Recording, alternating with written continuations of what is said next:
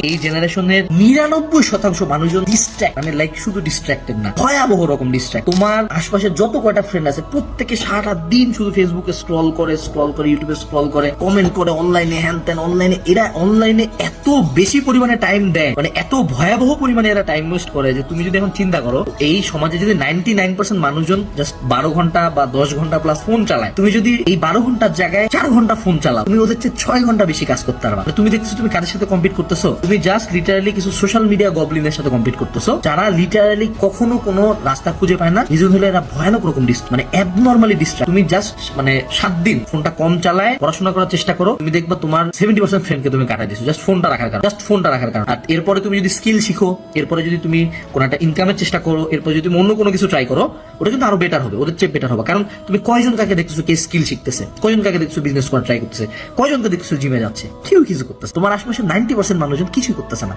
এবং কিছু করবেও না। তুমি যত মোটিভেশন দাও, এই যে এখন তো চলতেছে sigma music, phonk music, motivational speaker Iman Gadzhi, Andrew Tate, তাও কেউ কিছু করতেছে? কয়জনের লাইফ ইমপ্রুভমেন্ট হয়েছে? কিছুই হচ্ছে না। They are being part of every scam you can imagine. এরা পড়াশোনা আর টাকা ইনকামের বাদে যা কিছু করতে বলবো সব করুক, ঠিক আছে? পরিশ্রম করা বাদে যা কিছু বলবো সব করতে রাজি, কিন্তু পরিশ্রম করতে রাজি। এই জন্য এই যুগে যদি তুমি ভালো করতে চাও কিচ্ছু করতে হবে না, জাস্ট তোমাকে বাকিদের চেয়ে একটু পরিশ্রম বেশি করতে হবে, একটু কম ডিস্ট্রাক্টেড থাকতে হবে। আর তুমি যদি বাকিদের চেয়ে অনেক বেশি পরিশ্রম করো এবং সকল ডিস্ট্রাকশন অফ করে দিতে পারো, তোমার লাইফে সাকসেস ইনএভিটেবল।